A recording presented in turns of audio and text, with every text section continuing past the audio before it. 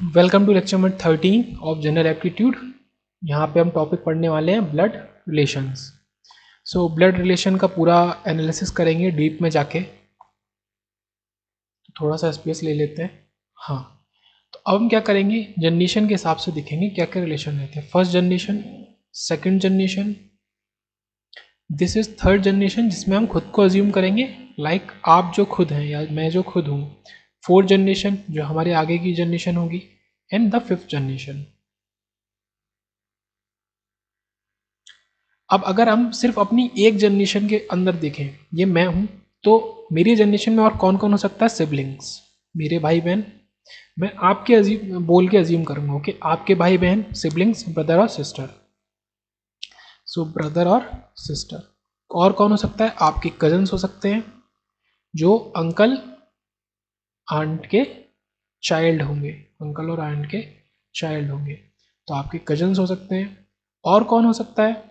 स्पाउजी। स्पाउजी means husband और wife. अगर आप गर्ल हैं तो आपका हस्बैंड एक बॉय, तो हस्बैंड होगा। आप अगर बॉय हैं, आप एक खुद हस्बैंड है, तो आपकी वाइफ होगी। तो वो जो वर्ड होता है स्पाउजी, उसको स्पाउजी पर्टिकुलर वर्ड को हम बोलते हैं, स्पाउजी हो गया। उसके बाद brother in law. In law means क्या होता है? जब आपकी शादी होगी तो आपके जो वाइफ हैं या आपके जो हस्बैंड हैं, उनके जो रिलेशन में जो लोग हैं, वो जो अदर फैमिली है, सामने वाली जो फैमिली है, तो वो भी आपकी फैमिली ही हो गई। तो उस फैमिली के हर मेंबर को हम इन लॉ करके डिनोट करते हैं, बोलते हैं। तो ब्रदर इन लॉ भी दो तरीके के हो सकते हैं। स्पाउजी ब्रदर मतलब आपका जो साला हुआ, ओके। आपकी जो, मान लो अगर आप मेल हैं तो आपकी जो पत्नी है उनके जो ब्रदर हैं, जो आपका जो हिंदी में साला वर्ड बोलते हैं, तो स्पाउजी ब्रदर, स्पाउजी का ब्रदर, आपकी वाइफ का ब्रदर, तो पहला।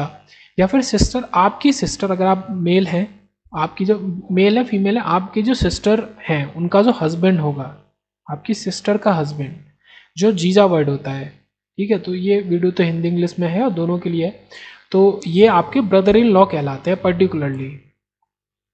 एंड ऐसे ही sister in law, sister in law, sister in law भी आपका उसी तरीके से हो सकते हैं। स्पाउजी सिस्टर मतलब आपकी जो साली हुई, या फिर ब्रदर की वाइफ, आपकी जो भाभी हुई, बड़ी या छोटी, तो आपका जो भाई है उनकी जो वाइफ है, तो वो आपकी सिस्टर इन लॉ हुई, वो आपकी बहन हुई इन लॉ में, ओके।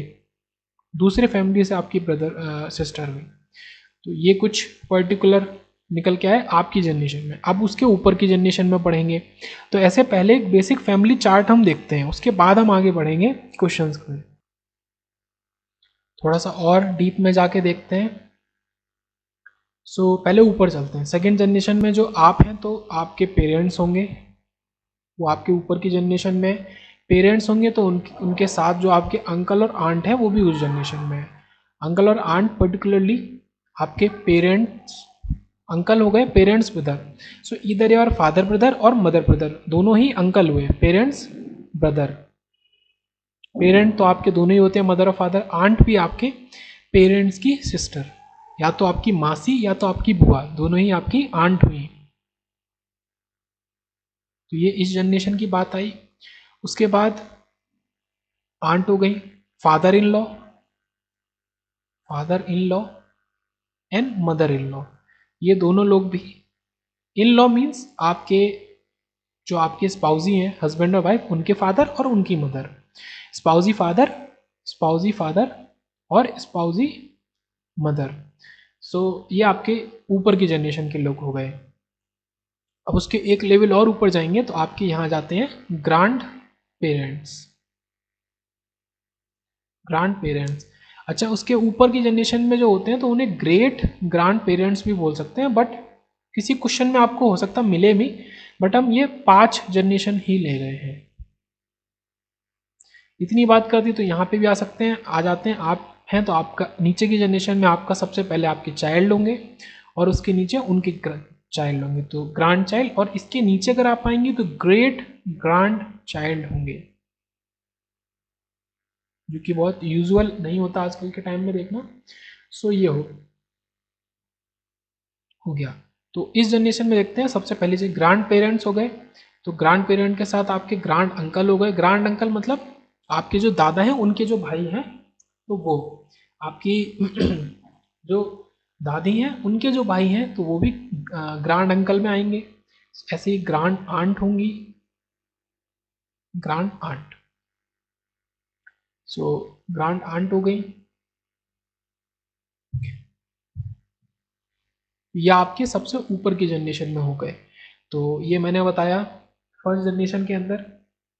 और उसके ऊपर भी अगर आप जाएंगे तो आपको ऐसे में कुछ मिलेगा। अब चाइल्ड वाली जनरेशन में आ जाते हैं, तो ये इंपॉर्टेंट वर्ड्स हैं, नीस और नेफ्यू और सन इन लॉ।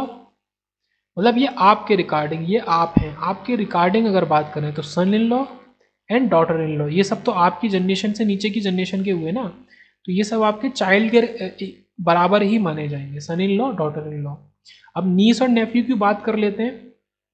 नीस क्या है, जो आपके आपके ब्रदर और सिस्टर है, ये जो सिबलिंग्स हैं, सिबलिंग्स से निकलेगा नीस और नेफ्यू। तो नीस नेफ्यू क्या है कि आपके ब्रदर, नीस जो होंगी तो वो आपके ब्रदर सिस्टर, कोई भी हो सकता है, brother in law and sister in law, ये जो यहाँ पे सब देखे थे, ये आपकी जनरेशन में जो लोग हैं, अगर उनकी कोई डॉटर है, उनकी कोई डॉटर है, इफ इनकेस उनकी कोई डॉटर है तो वो आपकी नीस हुई। और सिमिलरली उनका कोई अगर सन है तो वो आपका नेफ्यू हुआ। ओके, ऐसे सन इन लॉ है, सन इन लॉ के जो बच्चे हुए तो, सॉरी, सन इन लॉ आपका डॉटर का हस्बैंड, इसको मैं भी लिख देता हूँ एलेबरेट करके, डॉटर का हस्बैंड। आप हैं, आपकी बेटी है तो आपकी बेटी ने जिससे शादी करी है तो वो आपका सन इन लॉ हो गया। और ऐसी डॉटर इन लॉ इज आपका सन्स वाइफ, आपके बेटे ने जिससे शादी करी है तो वो आपकी डॉटर इन लॉ हो गई, आपकी वो बेटी की तरह ही हो गई, और ऐसे आपके बेटे की तरह। तो ये आपका हो गया, तो ये आपके नीचे की जनरेशन के लोग हो गए। और ग्रैंड चाइल्ड है तो उसमें ऐसा कुछ नहीं होता, उतना डीप में नहीं जाते। ये ब्रदर सिस्टर कौन है, ये आपके सिबलिंग्स हैं। तो आपके सिबलिंग्स या आपका सन इन लॉ या ब्रदर इन लॉ, उनके जो बच्चे होंगे उसमें अगर वो डॉटर है तो वो नीस कहलाएगी, और अगर उन बच्चे में वो लड़का है तो वो नेफ्यू है आपका, इंग्लिश में। ओके, तो ये पूरा फैमिली चार्ट, बड़ा सा फैमिली चार्ट है, उसका एलेबोरेशन तो वो निकल के आया। अब इसमें एक चीज़ और लिख लिख देते हैं कि फादर ब्रदर अगर हैं, फादर ब्रदर,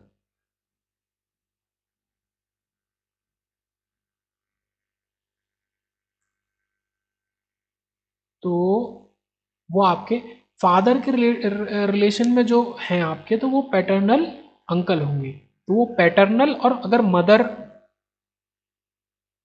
के ब्रदर हैं तो वो मैटरनल अंकल होंगे। तो ये कॉमन सी चीज़ वैसे बहुत लोगों को पता है, नहीं पता तो मैंने बताई, तो वो आपके मैटरनल अंकल होंगे अगर मदर के ब्रदर हैं। तो ये फैमिली चार्ट आप एक जगह बना लेंगे, या तो आप याद कर लेंगे, मैं कोई मतलब कह नहीं रहा बनाने की ज़रूरत है, आपको सब कुछ याद हो जाए तो बहुत अच्छी बात है। और याद ऐसा नहीं कि अब आपसे कोई कहे आप इस फैमिली चार्ट को फिर से बना दो, वो याद वाली बात नहीं, उतना याद नहीं। बट क्वेश्चन में जो आता है, तो अगर आप वर्ड देखें नीस, तो आपके दिमाग में आना चाहिए कि हाँ, आपसे आपकी नीस का क्या रिलेशन है, या उस पर्टिकुलर क्वेश्चन में जो इंसान है उससे उसकी नीस का क्या रिलेशन है। तो ये पूरा फैमिली चार्ट जरूरी है। अब स्लाइड चेंज हो गई, मिक्स्ड ब्लड रिलेशन के हम क्वेश्चन देखते हैं। एक फैमिली है, अ फैमिली कंजिस्ट ऑफ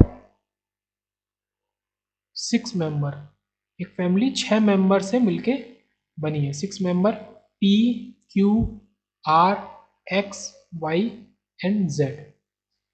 अब यहाँ पे कुछ कंडीशंस हैं, statement 1, statement 2, statement 3, statement 4 and so on.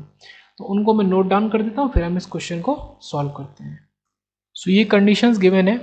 अब आप क्या करें कि एक काम करें कि आप कुछ नोटेशंस को देखें और हमेशा उनको ही यूज़ करने की कोशिश करें, या आप खुद से अपनी खुद की नोटेशंस बनाएं, बट एक फिक्स कर लें तो उनको ही यूज़ करें। जैसे कि Q is the son of R, तो आप R को बनाएं और R का सन, तो ये जो एरो है ये मतलब आप नेक्स्ट जनरेशन में जा रहे हैं, मतलब जो इस एरो के नीचे होंगे वो आपके सिबलिंग्स होंगे, सॉरी चाइल्ड होंगे। Okay, so Q is the son of R, तो Q सन है। आप जो मेल हैं उनको प्लस से डिनोट करिए और जो फीमेल्स हैं उनको माइनस से डिनोट करिए। Okay, but R is not mother, R mother नहीं है, तो आपको ये नोटेशन दे दिया कि R फादर है, तो प्लस का मतलब कि R एक मेल है, तो उस मेल का बच्चा Q है, वो भी एक मेल है। Okay, P and R are married couple, तो आप मैरिड कपल को ऐसे डबल एरो से दिखाइए, ये मैरिड कपल है, हमेशा डबल एरो से दिखाइए, और अगर सिबलिंग्स हैं उनको कॉमा से सेपरेट करके दिखाइए। तो P and R are married couple, तो P अब मैरिड कपल है, R हस्बैंड है, तो P वाइफ होगी, तो P नेगेटिव। उसके बाद ये स्टेटमेंट यूज हो गया, ये स्टेटमेंट यूज हो गया। Y is the brother of R, Y जो है वो R का ब्रदर है, तो R का सिबलिंग है Y, तो आप इसको कॉमा से, और ब्रदर है मीन्स पॉजिटिव, ऐसे दिखा दीजिए, ठीक है, कॉमा से लगा के, क्योंकि वो सिबलिंग्स हैं, ये दोनों सिबलिंग्स हैं। Okay, X is the daughter of P, तो X जो P की डॉटर है, मतलब P की डॉटर है तो भाई R की भी डॉटर ही हुई, तो Q की वो सिबलिंग हुई। ओके, क्या बोला है, X is the daughter of P, तो वो Q की सिबलिंग हुई, तो आप कॉमा लगा के माइनस कर दो, तो कॉमा का मीन्स दोनों सिबलिंग है, और ये डबल एरो का मीन्स दोनों कपल है, हस्बैंड वाइफ है। Z is the brother of P, और जो Z है वो P का ब्रदर है, तो Z है यहाँ पे कॉमा लगा के, और वो P का ब्रदर है, मतलब कॉमा से पता चल रहा है कि Z P का ब्रदर है, या मतलब सिबलिंग है, और ये प्लस से पता चल रहा है कि वो ब्रदर है। ओके, और ये डबल एरो से पता चल रहा है कि R इस P का हस्बैंड है, क्योंकि P फीमेल है, ये वाइफ है, ये हस्बैंड है। तो ये हमारा फैमिली चार्ट इतने से तैयार हो गया, ये हमारा फैमिली चार्ट तैयार हो गया।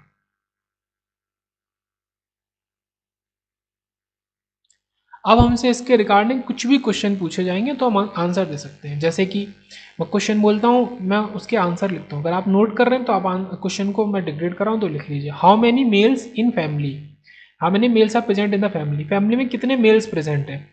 कुछ नहीं करना है आपको, अपने जो आपका फैमिली ट्री अपने बनाया है उसमें आप प्लस साइन देख लीजिए, तो 1 2 3 4, तो 4 मेल्स फैमिली में प्रेजेंट है।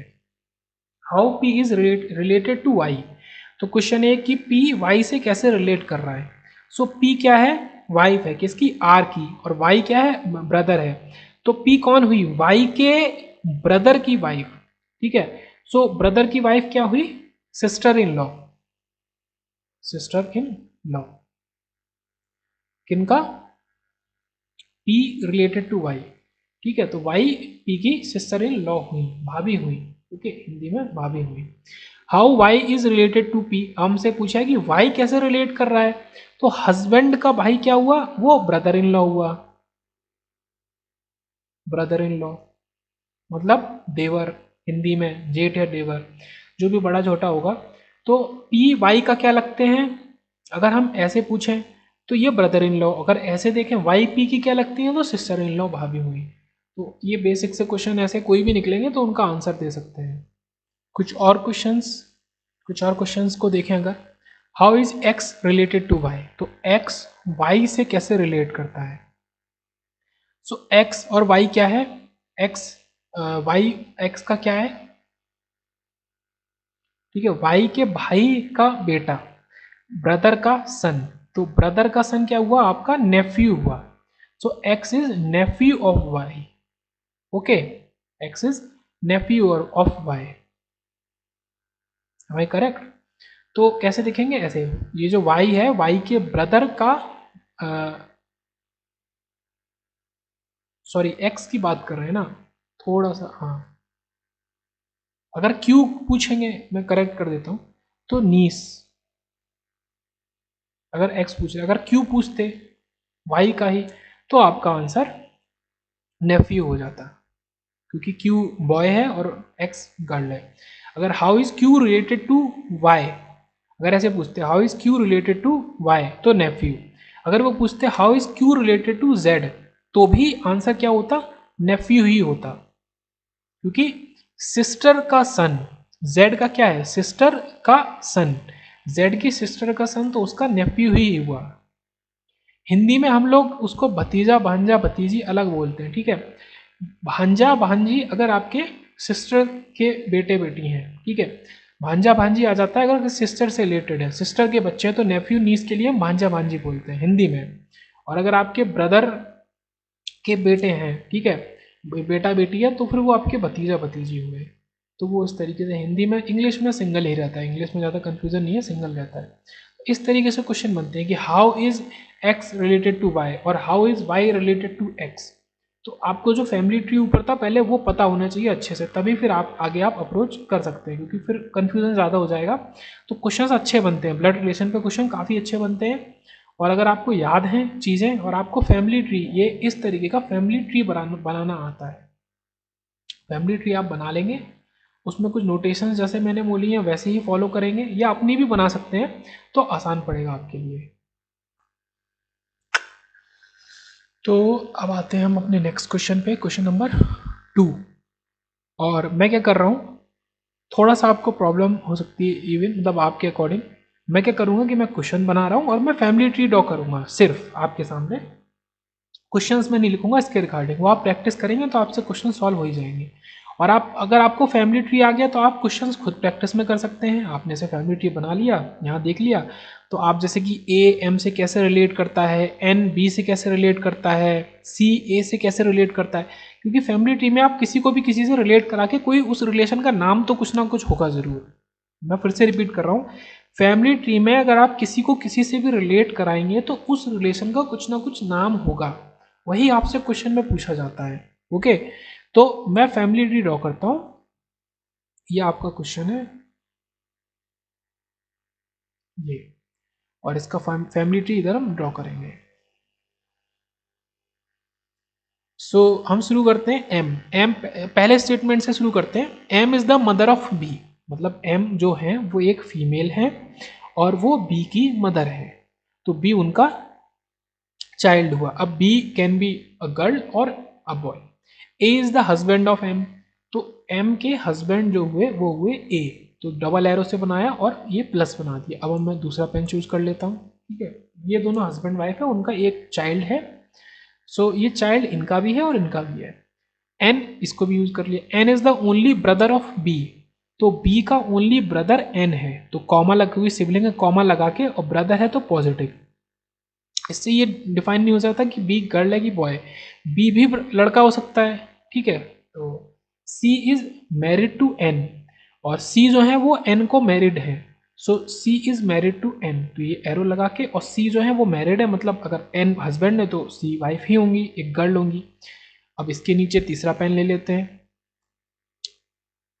Q is the only child of C, तो इनका एक चाइल्ड है वो है Q, इन दोनों का चाइल्ड है, N और C का ओनली चाइल्ड है वो Q है।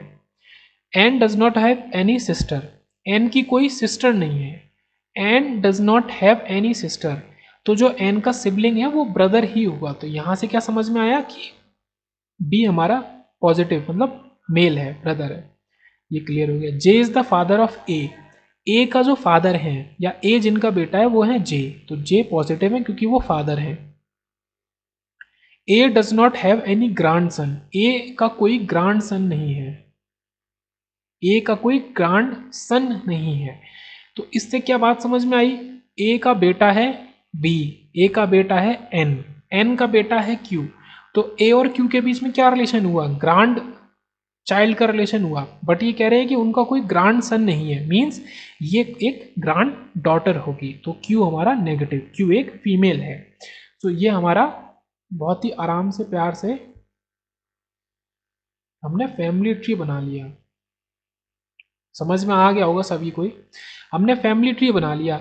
अब आप इसमें किसी से भी किसी को रिलेट करके बोल सकते हैं, आप पूछे, जैसे मैं एक एग्जांपल लेता हूँ कि how is N related to J, मतलब एन जे से कैसे रिलेट करते हैं, या जो एन है वो जे के क्या है, एन जे के क्या है रिलेशन में।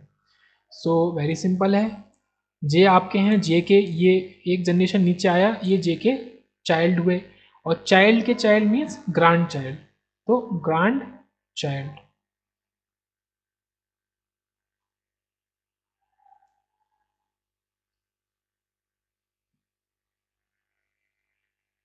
Grand child. तो ये जो फैमिली ट्री आपने पढ़ा था ऊपर, ये ये जो फैमिली ट्री पढ़ा है तो इसमें जितने रिलेशन हैं आपका आंसर इन्हीं में कहीं किसी कोई ना कोई रिलेशन होगा।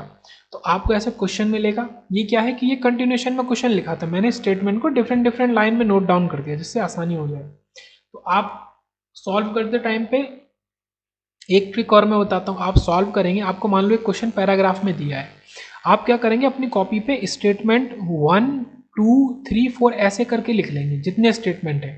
फिर जो स्टेट, जैसे मैं क्या कर रहा था ना कि एक स्टेटमेंट को पकड़ के उसको ड्रॉ किया तो उसमें टिक लगा दिया, तो आप अपनी कॉपी पे 1 को आपने ड्रॉ कर दिया तो टिक, 2 को 3 को टिक, ऐसे आप जो स्टेटमेंट को यूज करते जाएंगे उनको टिक करते जाएंगे। अब पैराग्राफ में होगा तो वन स्टेटमेंट का ऑब्वियस मतलब है सबसे पहला ही स्टेटमेंट जो है, ओके, या फिर जो भी नंबर का स्टेटमेंट है आप जिसको यूज करेंगे उसको टिक लगा देंगे, तो आपको क्या है कि क्वेश्चन सॉल्व करना कॉपी पे आसान हो जाएगा, क्योंकि पूरा क्वेश्चन तो नोट डाउन करना नहीं है। तो ब्लड रिलेशन के क्वेश्चन ऐसे बनते हैं, इसमें जो भी और डिफरेंट केसेस है वो भी हम देखेंगे। एक बार और मैं क्या कर रहा हूँ, ब्लड रिलेशन का क्वेश्चन हम सॉल्व कर रहे हैं, हम फैमिली ट्री बना रहे हैं, मैं पर्टिकुलर क्वेश्चन पे नहीं जा रहा हूँ। फैमिली ट्री बनाना अगर आपको आ गया फिर तो उससे रिलेटेड जितने भी क्वेश्चन होंगे, अगर आपको फैमिली ट्री मतलब सारे रिलेशंस के नाम याद है तो आप कर सकते हैं। रिलेशन के नाम याद करना तो वो मैं कराऊंगा नहीं, वो आपको खुद से याद करना है। तो फैमिली ट्री बनाना तक मेरी जिम्मेदारी है, बनवाने तक। तो मैं क्या कर रहा हूँ, मैं फैमिली ट्री बना रहा हूँ। A is the mother of B, तो यहाँ से शुरू करते हैं। ए जो है वो फीमेल है और उनका एक बेटा है, सॉरी एक चिल्ड्रन है, चाइल्ड है, जो कि गर्ल भी हो सकता है और बॉय भी हो सकता है। अब कह रहे हैं कि B is the sister of C, तो बी जो सिस्टर है तो वो फीमेल है और वो सी उसका सिबलिंग है, उसकी सिस्टर है। अब सी हमें नहीं पता सी क्या है, ओके, इसको मैं क्लियर कर देता हूँ, थोड़ा कंफ्यूजन हो रहा होगा।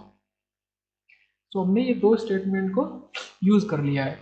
E is the brother of D, जो ई है वो डी के ब्रदर है। अभी ये रिलेट नहीं कर रहा बाकी सिचुएशन से, तो इसको नहीं ले रहे।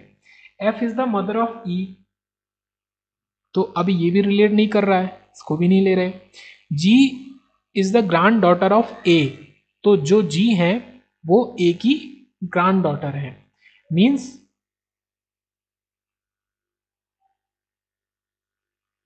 आपका ये जो सिबलिंग्स हैं,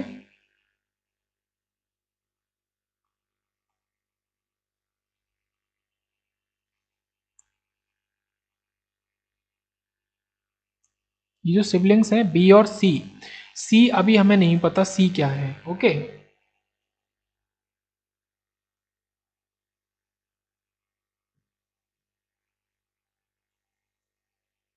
मैंने एक स्टेटमेंट मिस कर दिया, सॉरी, मैं क्वेश्चन नोट डाउन कर देता हूँ फिर से। ये स्टेटमेंट यहाँ पे मौजूद था और इसी की वजह से दिक्कत हो रही थी। अब यही चीज़ होती है क्वेश्चन में, अगर आप एक भी स्टेटमेंट रीड करते हैं, रीडिंग, क्वेश्चन रीडिंग बहुत ज़रूरी है, अच्छी तरीके से क्वेश्चन रीडिंग करना है, एक भी स्टेटमेंट मिस कर देंगे तो दिक्कत हो जाएगी। अब इसमें ये आपका तीसरा स्टेटमेंट था इसके बाद, तो हमने ये दो कर लिए। D is the son of C, तो सी का जो बेटा है वो डी है और वो सन है, तो डी पॉजिटिव हो गए, ओके। अब यहां से क्वेश्चन सॉल्व हो जाएगा, ये हमने यूज कर लिया। E is the brother of D, तो डी का ब्रदर मतलब ई भी एक मेल है और वो सिबलिंग है इसलिए कॉमा लगा के सेपरेट किया है, ओके, सिबलिंग है इसलिए कॉमा लगा के सेपरेट किया है। F is the mother of E, E की मदर है वो है F, okay, F is the mother of E, और एफ ई की मदर है। अब ई किनका चाइल्ड है, सी का, और एफ मदर है, तो ऑब्वियसली सी बात है कि भाई सी फादर होंगे और सी प्लस होंगे, तो सी मेल है और फादर है, एफ मदर है फीमेल है, और इनके दो चाइल्ड हैं, या मैं बोलूँ, मैं इसको सिंगल एरो, देखो जहाँ भी मतलब मॉडिफिकेशन हो सके कर दो। तो ये एक कपल है, इनके बच्चे हैं डी और ई, दोनों चाइल्ड हैं, मतलब दोनों बॉय हैं, सॉरी। अब ये स्टेटमेंट हो गया use, F is the mother of E use हो गया। अब कह रहे हैं G is the grand daughter of A, तो जो जी है वो ए की ग्रैंड डॉटर है, मतलब ये पहली जनरेशन, फर्स्ट जनरेशन, ये आपकी सेकंड जनरेशन, ये आपकी थर्ड जनरेशन। तो यहाँ पे जी है, या तो वो बी के, जी ग्रैंड डॉटर है मीन्स नेगेटिव फीमेल है, बी के हुए, या तो वो इनके सिबलिंग हुई, जी और इनकी सिबलिंग हो सकती है, ये एनी केस। तो अभी जी पे हमारा कोई कंट्रोल नहीं है, जी कुछ भी हो सकती है। अब और आओ, ठीक है। H has only 2 children B and C, तो एच के ओनली 2 बच्चे हैं, बी और सी। तो बी और सी 2 सिबलिंग्स हमको पता है, तो वो एच के बच्चे हैं और वो ए के भी बच्चे हैं। भाई दोनों के बच्चे हैं तो दोनों क्या हुए, दोनों हुए कपल। तो ये हो गया एच प्लस, और ए हमारी फीमेल है, मदर है, तो एच हमारे फादर हो गए। ये हमारा निकल के आया कि ए और एच कपल हैं, उनके 2 बच्चे हैं बी एंड सी। सी और एफ कपल हैं, उनके 2 बच्चे हैं डी एंड ई।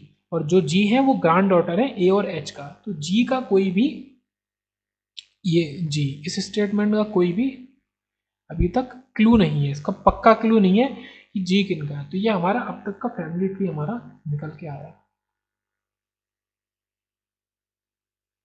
ये हमारा फैमिली ट्री आया। अब इसके बाद जो भी क्वेश्चंस होंगे तो आप इसे सॉल्व कर सकते हैं। क्वेश्चन है एक और, गेट 2019 का। तो इसमें एक कॉन्सेप्ट भी छुपा हुआ है इस क्वेश्चन में, तो अगर आप पॉज करते हैं वीडियो को और उसके बाद इसको देख के बताइए कि क्या हम किस चीज़ का कॉन्सेप्ट पढ़ने वाले हैं। तो मुझे मेरे हिसाब से अब आपने पॉज करके प्ले किया होगा तो आपको समझ में आ गया होगा। लेजिटिमेट चाइल्ड एक वर्ड है जो कि ऊपर रिलेशन में जो फैमिली ट्री था सबसे कॉन्सेप्ट लेक्चर के शुरू में, तो वो हमने नहीं, मतलब वहाँ पे ऐसा कुछ नहीं देखा। तो लेजिटिमेट चाइल्ड का कॉन्सेप्ट हम देखेंगे, बाकी इसका फैमिली ट्री बनाएंगे ही। ओके, और हमको क्या हुआ है कि कुछ चलो देख लेते हैं। एम एन एन है, हैड 4 चिल्ड्रन, तो एम एन एन कपल है, अब उसमें से कौन फादर है कौन मदर अभी हमको नहीं पता। उनके 4 चिल्ड्रन है P Q R S.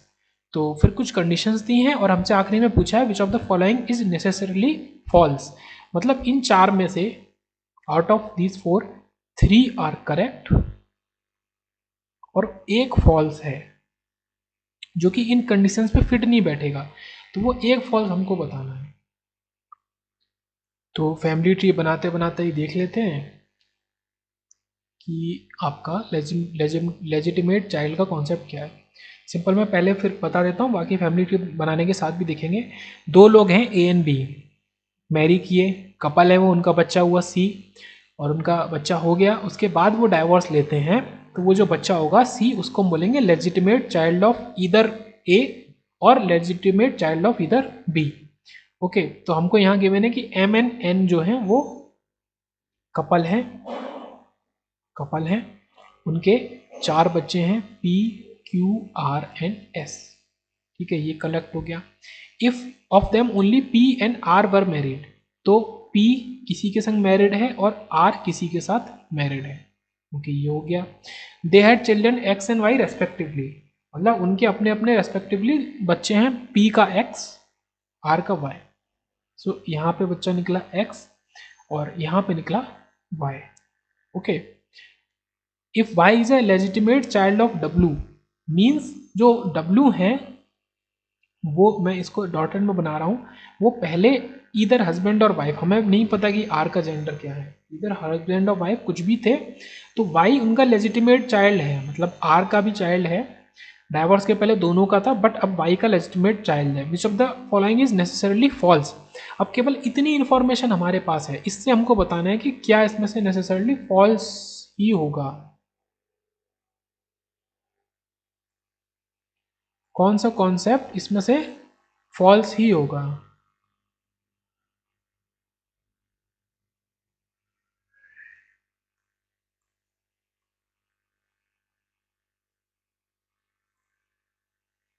Check करते हैं। W is the wife of P, तो पहला ही गलत है कि मतलब ये तो बिल्कुल ही गलत है, और हमारा गलत का मीन्स हमें फॉल्स देखना था, तो option A is the correct option, क्योंकि मतलब W तो कहीं से P की तो वाइफ हो नहीं सकती, W is the wife of R। Okay, so this can be correct, और इसका उल्टा हो सकता है कि R is the wife of W, वो हमको नहीं पता, बट ये हो सकता है, ये मतलब नेसेसरली फॉल्स ही नहीं है, इवन मतलब मे बी करेक्ट और may be wrong. M is the grandmother of Y, so M, हाँ एम ग्रैंड मदर हो सकते हैं और एम इज ग्रैंड फादर हो सकते हैं, तो हमें नहीं पता, जेंडर नहीं पता, बट ये सही स्टेटमेंट है। R is the father of Y, तो वाई का आर या तो फादर होंगे या मदर होंगे। तो अब ये जो स्टेटमेंट है W is the wife of P, ये बिल्कुल ही गलत है। तो इतना सिंपल सा क्वेश्चन गेट 2019 में पूछा था। एक छोटा सा न्यू कॉन्सेप्ट है कोडेड ब्लड रिलेशन का। ओके, फिर से बोलता हूँ, एक छोटा सा न्यू कॉन्सेप्ट है कोडेड ब्लड रिलेशन का। तो इसमें क्या है कि अगर पीछे का आपको सब कुछ आता है तो इस टॉपिक में फिर कुछ भी नहीं है, बस आप देख के समझ जाएंगे। इसमें होता क्या है कि जो कोई रिलेशन होता है, जैसे a plus B means A is the father of A, A is the father of B.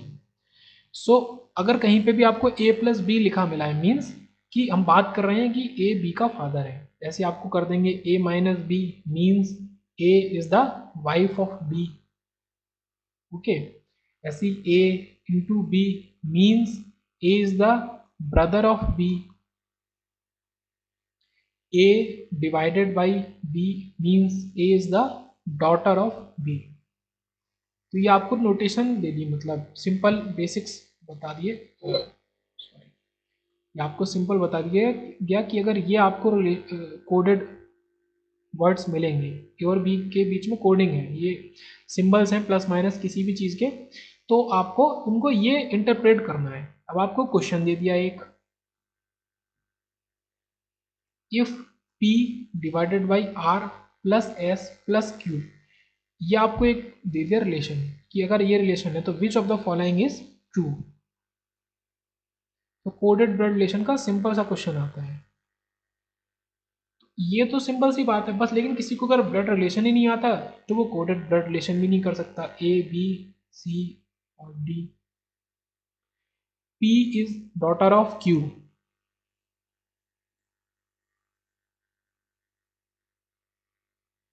ये आपको कंडीशंस दे दी हैं। ओके, ये कंडीशंस दे दी हैं।